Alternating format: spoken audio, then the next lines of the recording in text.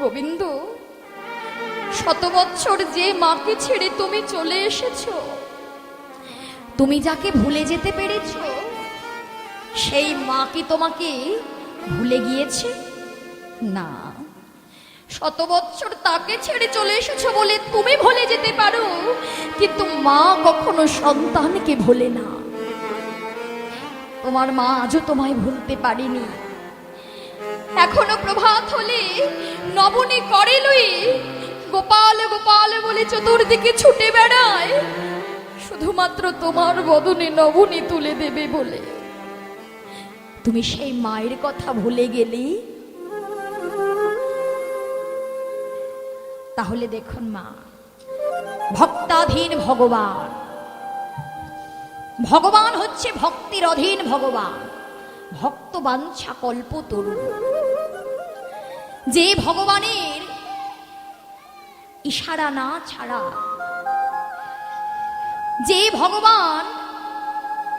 ভগবানের কৃপায় গাছের একটা পাতা নড়ে না কৃপা না পেলে, সেই ভগবান যদি ভক্তকে নিজ গুণে কৃপা করে, ভগবান তো বললেন ভক্ত যদি আমার দিকে এক পদ এগিয়ে আসে, ভগবান ভক্তের দিকে 10 পা বাড়ায় দেয়, তাই না বাবা?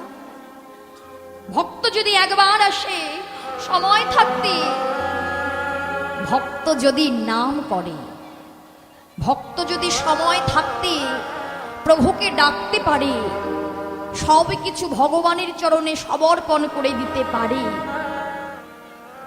ভগবান ভক্তের ডাকে সাড়া দিতে বাধ্য।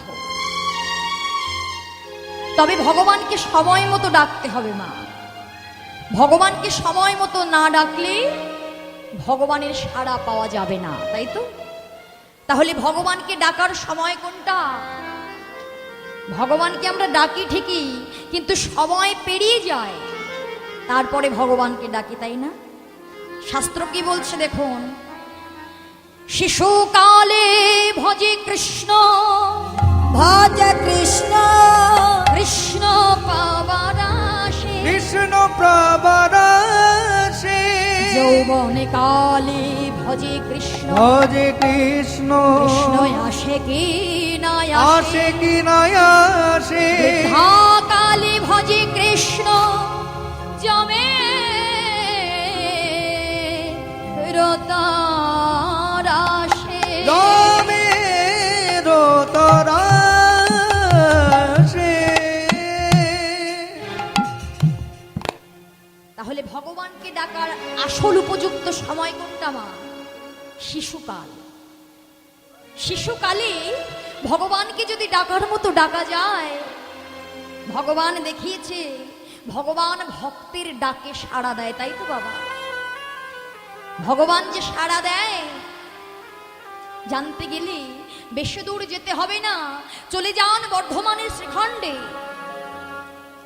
যেখানে দেখতে পাবেন আজও শ্রীখণ্ডে যে পাথরের মূর্তি, গোপীনাথের মূর্তি বিগ্রহ আছে, সেই পাথরের বিগ্রহে অর্ধেক নাড়ু নিয়ে গোপীনাথ কিন্তু দাঁড়ায় আছে, তাই না বাবা? বর্ধমানে গিয়ে দেখবেন। আর গোপীনাথকে কে পেয়েছিল জানো?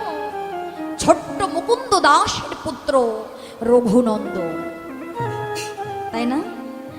মুকুন্দ দাস শ্রীখণ্ডে বাস করে, পেশায় হচ্ছে কবিরাজ, নিত্য সেবা দেয় গোপীনাথের, নিত্য সেবা দেয়, নিত্য ভজনা করে। কিন্তু একদিন গোপীনাথের সেবার সময় হয়ে গেল। সেবার সময় হয়ে গেলে এমন সময় গ্রাম থেকে কিছুজন ছুটে এসেছে, ও মুকুন্দ, মুকুন্দ শীঘ্র করে চলো, গ্রামে একজন অসুস্থ হয়ে পড়েছে, শীঘ্র করে চলো গো, না হলে সে বুঝে আর প্রাণে বাঁচবে না। মুকুন্দ দাস ছুটতে ছুটতে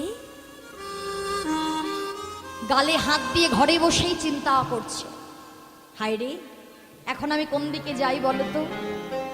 এখন আমায় রন্ধন করে ভোগ লাগাতে হবে গোপীনাথের, সেবার সময় হয়ে গেল। আর এখনই সংবাদ এসেছে গ্রামে অসুস্থ। কোন দিকে যাই আমি, কোন দিকে যাব? গালে হাত দিয়ে চিন্তা করছে মা। তার ছোট্ট 5 বছরের শিশু রঘুনন্দন বলছে, বাবা তোমাকে অনেকক্ষণ থেকে দেখছি, তুমি কখন থেকে গালে হাত দিয়ে কি যেন চিন্তা করছো। কি হয়েছে বাবা, আমাকে বলো। আর বলিস না খোকা, এখন আমায় গোপীনাথের সেবা দিতে হবে। আর গ্রাম থেকে ডাক পড়েছে যে গ্রামে একজন অসুস্থ, তার কাছে ছুটে যেতে হবে। কিন্তু আমি কোন দিকে যাই বলতো বাবা? ছোট্ট ছেলেটি অনেকক্ষণ চিন্তা ভাবনা করে বলছে, বাবা আমি তো গ্রামের কাজ জানি না। তা বাবা তুমি এক কাজ করো, তুমি গ্রামের কাজে চলে যাও, আজকে তোমার গোপীনাথের সেবাটা আমি দিয়ে দিই। হরে খোকা, গোপীনাথের সেবা দেব বললেই সেবা হয়ে যায় নাকি রে? গোপীনাথের সেবা দিতে গেলে কত মন্ত্রতন্ত্র জানতে হয়, তাই না মা? ভগবানকে সেবা দিতে গেলে সেবার সময় নিবেদন মন্ত্র, সেবার পরে আচমন মন্ত্র। তুই তো কিছু জানিস না খোকা। ছোট্ট ছেলেটি বলছে, বাবা আমি নাইবা জানলাম তোমার মতো মন্ত্রতন্ত্র, যদি ভক্তি ভরে ভালোবেসে যদি আমি তাকে ডাকতে পারি, ভক্তি ভরে আমি যদি তাকে ভালোবেসে সেবা দিতে পারি, সে কি আমার সেবা গ্রহণ করবে না বাবা? মুকুন্দ দাস চিন্তা করছে, তাই তো ভগবান যে ভক্তির কাছে বাধা, ভক্তিতেই যে ভগবান বাধা। আমার খোকা তো ঠিকই বলেছে।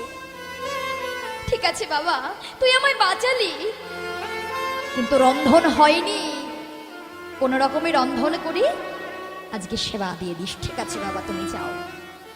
চলে গেল গ্রামের কাজে মুকুন্দ, আর তার ছোট্ট পুত্র মা রন্ধনশালায় গিয়ে দেখছে রন্ধন হয়নি। ছোট্ট ছেলে তো, কিন্তু ওই যে ছোটবেলা থেকে দেখে এসেছে বাবা কি করে সেবা দেয় গোপীনাথের, এর জন্য ছোট থেকে মাগো সন্তানকে যে শিক্ষায় শিক্ষিত করবে, সন্তান কিন্তু সেই পথেই চালিত হবে। ছোট্ট পুত্র রঘুনন্দন সমস্ত সবে কিছু একটা পাত্রে ঢেলে রন্ধনশালায় রন্ধন করছে। গোপীনাথকে ডেকে ডেকে বলছে, গোপীনাথ, ও গোপীনাথ, আমি কিন্তু জানি না কেমন ভাবে তোমাকে সেবা দিতে হয়, আমি কিন্তু জানি না কিভাবে রন্ধন করে তোমার ভোগ লাগাতে হয়। তুমি তো দর্শন করছো, তুমি দেখতেই পাচ্ছো আমি ছোট্ট ছেলে, আজকে একটু কষ্ট করে খেয়ে নিও, কাল আমার বাবা এসে তোমাকে ভালো করে রন্ধন করে তোমায় সেবা দেবে। রন্ধন করে একটা পাথরের বাটিতে ঢেলে নিয়ে গোপীনাথের সামনে একটা আসন পেতে দিয়ে পাথরের বাটিটা সম্মুখে দিয়ে তুলসী পত্র নিবেদন করে গোপীনাথকে ডাকছে, গোপীনাথ, ও গোপীনাথ, এসো গোপীনাথ, এসো, সেবা করো, সেবা করো গোপীনাথ, সেবা করো, এসো গোপীনাথ। কি হলো, তুমি আসছো না কেন?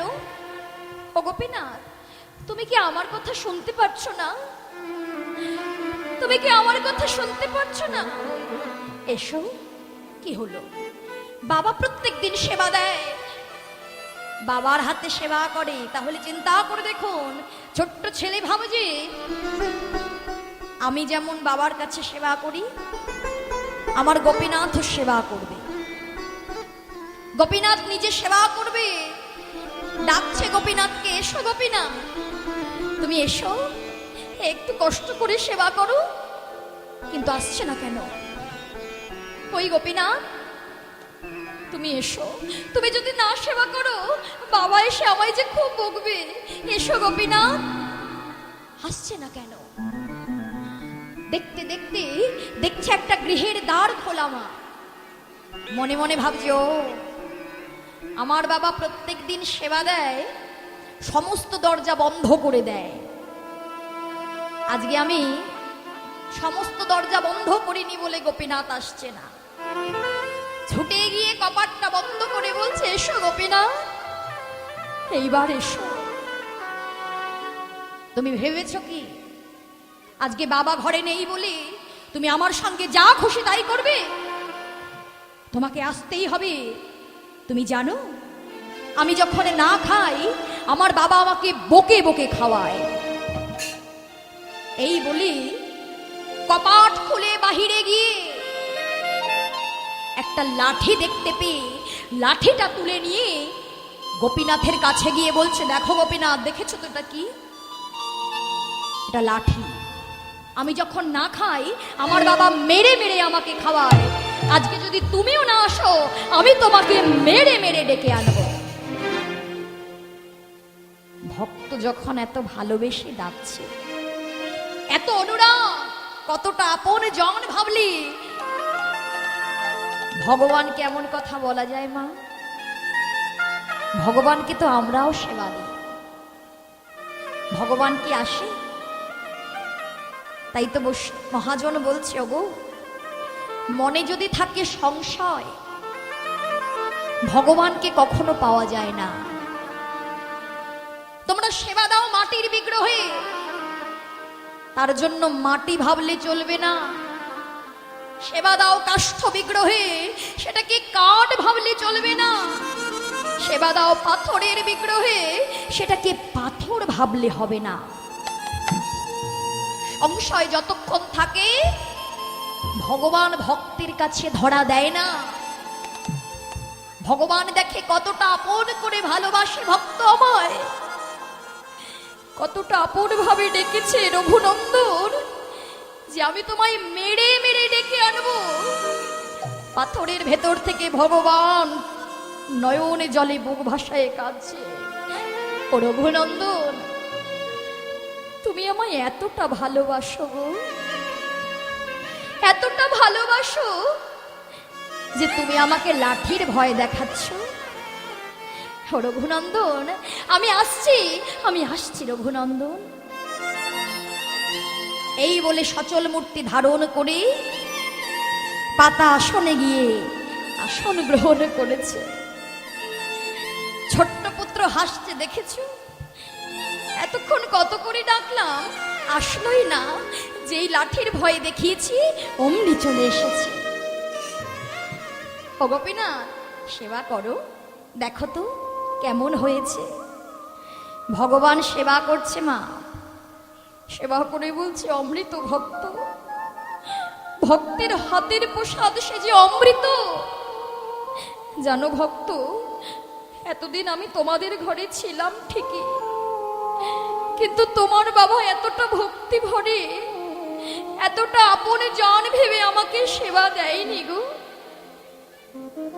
আজকে তুমি যেভাবে আমাকে ডাকলি, এতটা ভালোবেসে তোমার বাবা আমাকে সেবা দেয়নি। এ যে অমৃত ভক্ত, এ যে অমৃত। সেবা করছে আর রঘুনন্দন একটু পাশে দাঁড়িয়ে আছে।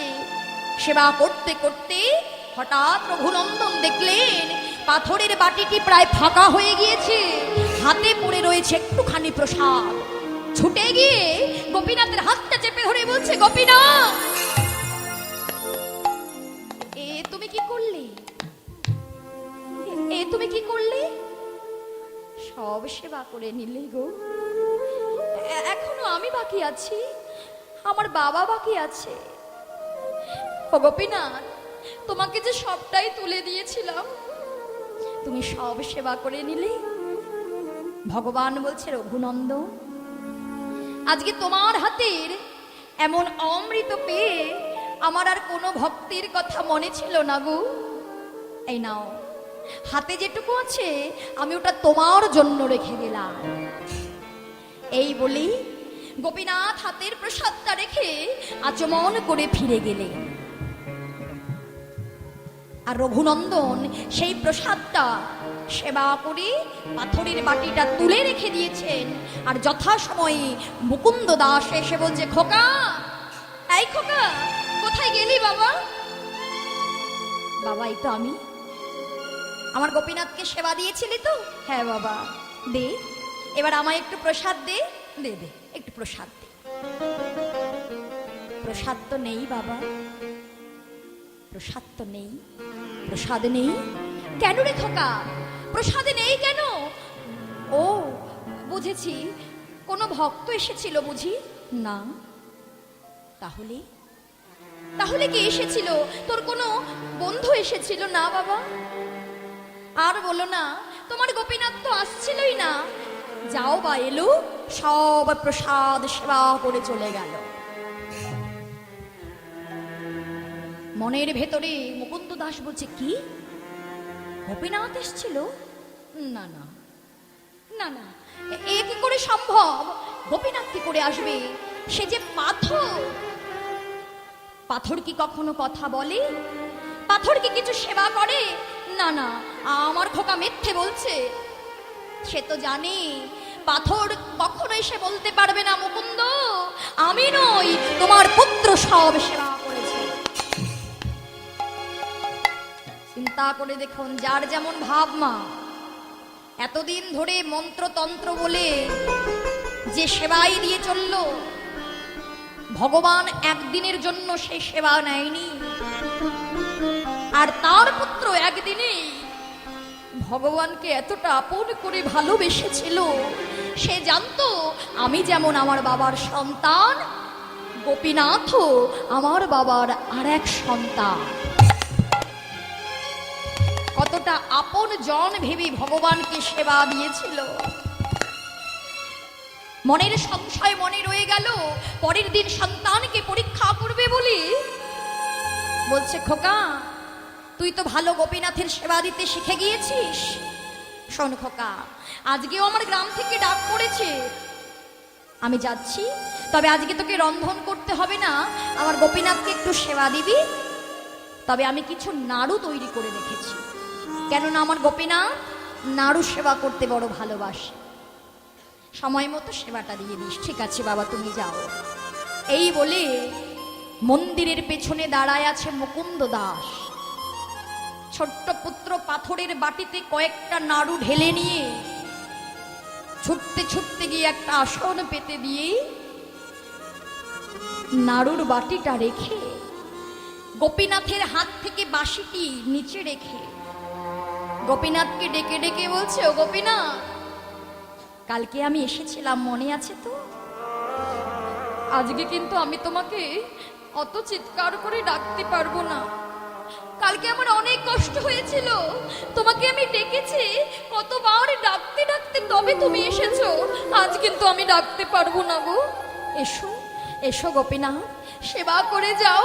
আমায় চিনতে পারছো তো গোপীনাথ? এসো। ভগবান বলছে, ভক্ত তোমাকে আর ডাকতে হবে না। যদি কোনো ভক্ত ডাকার মতো একবার আমায় ডাকতে পারে, সেই ভক্তের ডাক যদি একবার আমার শ্রুতিমূলে প্রবেশ করে, যদি ভক্ত জন্ম জন্মান্তর ধরে আমাকে ডাকে, সেই ভক্তের এক ডাকে আমি সারা দিই। ভক্ত তোমায় ডাকতে হবে না, তুমি দাঁড়াও, আমি আসছি। এই বলে গোপীনাথ যেই আসন গ্রহণ করেছে, ও গোপীনাথ নাও, আমার বাবা তোমার জন্য নাড়ু তৈরি করেছে। তুমি করেছো? না না, আমার বাবা তোমার জন্য করেছে। মনে মনে ভাবছি, গোপীনাথ মনে মনে ভাবছে, যেই করে থাকুক না কেন আমার ভক্তের হাতের পরশ তো লেগে আছে, তাই না? তাই নাড়ু, একটা নাড়ু নিয়ে যেই অর্ধেকটা কামড় দিয়েছে মা, রঘুনন্দন চিন্তা করছে, কালকে আমি এসেছিলাম সেবা দিতে, এক পাশে দাঁড়াইছিলাম, আর গোপীনাথ কি করেছে? গোপীনাথ সব সেবা করে চলে গিয়েছে। আজকে তা হবে না, আজকে গোপীনাথও সেবা করবে আর আমিও সেবা করব। তাই ছুটে গিয়ে একটা পাথরের বাটি থেকে একটা নাড়ু তুলে নিয়ে অর্ধেকটা কামড় দিয়ে খেয়ে রেখেছে মা। যেই না ভালো লেগেছে, সেই আধো খাওয়া নাড়ু, অর্ধেকটা নাড়ু ছুটে গিয়ে ভগবানের বদনে তুলে দিয়েছে, সেবা করো, সেবা করো গোপীনাথ। আমার বাবা কত সুন্দর নাড়ু তৈরি করেছে, সেবা করো। ভক্তের অনুরাগ দেখে ভগবানের নয়নে জলে বুক ভাসায় কাঁদছে ভক্ত। আমি প্রত্যেকটা জীবের কাছে এই ভালোবাসাটুকুই চাই। ভক্তিতে ডাকিলেও আমি চণ্ডালেরও হই, অভক্তিতে ডাকিলেও কোনো ব্রাহ্মণেরও নয়। এই জগতে আমরাও সেবা দিই, কিন্তু মাগো ভগবান দেখে না যে কোন ভক্ত আমায় কতগুলো নৈবেদ্য দিয়েছে, কোন ভক্ত আমায় রাজভোগ দিয়েছে, কোন ভক্ত আমায় 56 ভোগ নিবেদন করছে, কোন ভক্ত 36 ব্যঞ্জনে সেবা দিচ্ছে। তাহলে ভগবান কি দেখে? যে যতগুলো নৈবেদ্য আছে ভগবান দেখে তার মধ্যে কতটুকু ভক্তি মিশ্রিত আছে, কতটুকু অনুরাগ আছে, কতটুকু বিশ্বাস আছে, কতটা ধৈর্য আছে। ভগবান এত কৃপাময়। প্রত্যেকটা যুগে যুগে দেখেছি মা, ভগবানকে যদি ভালোবেসে সেবা দেওয়া যায়, ভগবান এই সব দর্শন করে না, রাজভোগ সেবা করে না। সেবা করেছিল না বিদুরের ঘরে কলার খোসা, তাই না বাবা? ভগবান সেবা করেছিল সুদামার সেই চিড়ের নাড়ু, ভগবান সেবা করেছিল ভক্ত সবরীর হাতির ওই এঁটো ফুল। কেন সেবা করেছিল? তাতে ছিল ভক্তি। অহংকার ব্যক্তিরা, হৃদয়ে যদি অহংকার থাকে, ধন ঐশ্বর্য দিয়ে ভগবানকে পাওয়া যায় না মা। তাই ভগবান সেবা করছে, নয়নে জলে বুক ভাসায় কাঁদছে। গোপীনাথ বলছে, গোপীনাথের নয়নে জল দেখে রঘুনন্দন বলছে, ও গোপীনাথ, আমি তোমায় অর্ধেক নাড়ু দিয়েছি বলে, এটো নাড়ু দিয়েছি বলে তুমি কাঁদছো। তুমি কেঁদো না, আমার বড় ভালো লেগেছিল, আমি তাই তোমার বদনে একটু ভালোবেসে তুলে দিয়েছি। আর দেব না গো, আর দেব না। ভগবান বলছে, না ভক্ত, তুমি তোমার অর্ধেক নাড়ু দিয়েছো বলে আমি কাঁদছি না। তুমি যেমন তোমার অর্ধেক নাড়ু আমায় সেবা দিলি, আমি কি আমার মুখের নাড়ুটা তোমায় সেবা দিতে পারি? নিশ্চয়ই। তাই ভক্ত দেয় ভগবানের বদনে, আর ভগবান তুলে দেয় ভক্তের বদনে। ভক্ত ভগবানের মধুর মিলন, মধুর ভালোবাসা। ভক্ত ভগবানের মধুর মিলনে, মধুর ভালোবাসা। যে ভক্ত নয়নে জলে বুকে ভাসায় ডাকিতে পারে, ভক্ত যে ভগবানের, ভগবান ভক্তির কাছে সেই জন্মের মতো বাধা পড়ে যায়। মুকুন্দ দাস পেছন থেকে শুনতে পাচ্ছে যে আমার পুত্র রঘুনন্দন ছাড়াও নিশ্চয়ই মন্দিরে আরো কেউ আছে। আর বিলম্ব না করে ছুটতে ছুটতে গিয়ে দেখছে দরজা বন্ধ। মুষ্টাঘাতে যেই দরজাটা খুলে দিয়েছে, ভগবান আর দর্শন দিলেন না। হাতে ছিল অর্ধেক নাড়ু, ওই অর্ধেক নাড়ু নিয়ে আবার পাথরের মূর্তিতে ফিরে গেলে। মুকুন্দ দাস দেখছে যে হাতে ছিল বাঁশি, সে হাতে আর বাঁশি নাই গো। গোপীনাথের হাতে রয়েছে অর্ধেক নাড়ু, তার সন্তানের হাতেও রয়েছে অর্ধেক নাড়ু।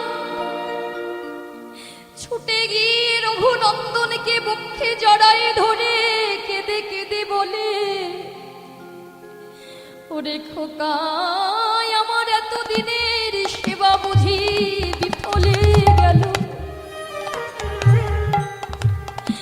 আমি যে ভক্ত হতে পারলাম না রে,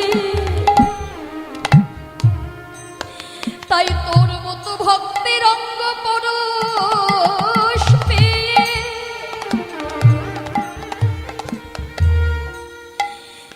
যদি এই সাধন ভজন যোগ্য দেহ পেয়ে আমি যদি গোপীনাথের সেবায় কোনোদিনও লাগিতে পারি, তোর মতো ভক্তির অঙ্গ পরশে আমার অযোগ্য দেহ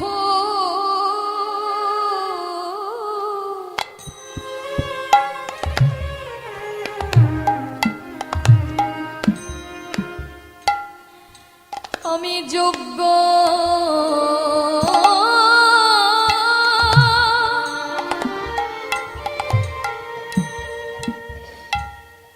আমি যোগ্য করি প্রভু না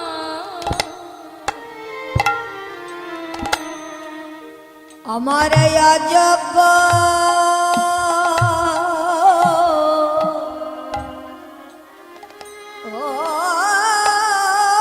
দেহ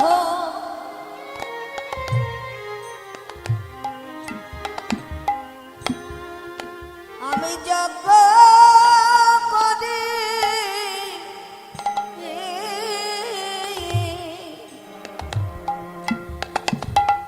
তোর মতো ভক্তির অঙ্গ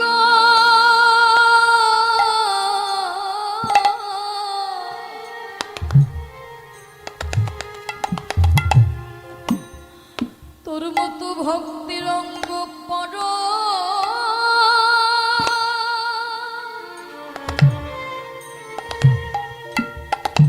পরশ করে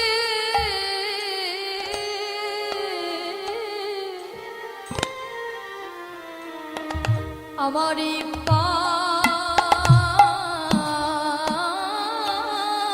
দেহ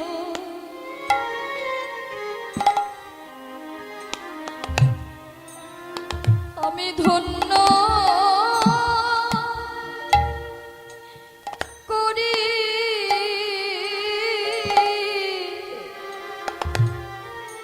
তোর মতো ভক্ত অঙ্গ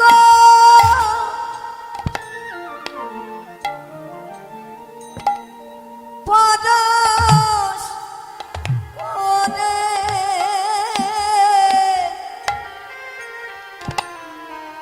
আমার এই অযোগ্য দেহ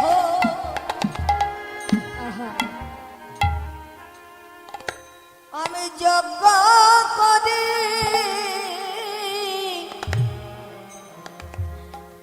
এইবার কৃপা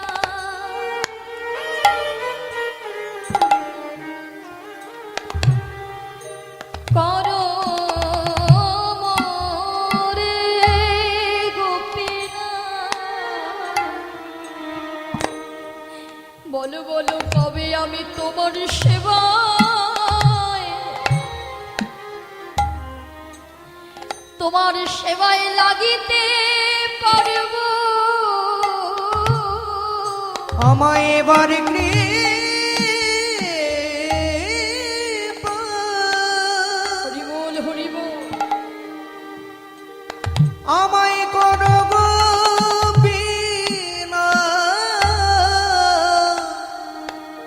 কবে আমি তোমার সেবায় লাগিতে পারব। সেদিন মানব জানো আমার ধন্য হবে, যেন আমি তোমার সেবায় লাগিতে পারি। সেদিন আমার মান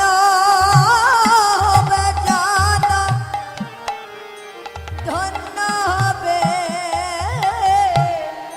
তোমার সেবায় লাগতে পারে।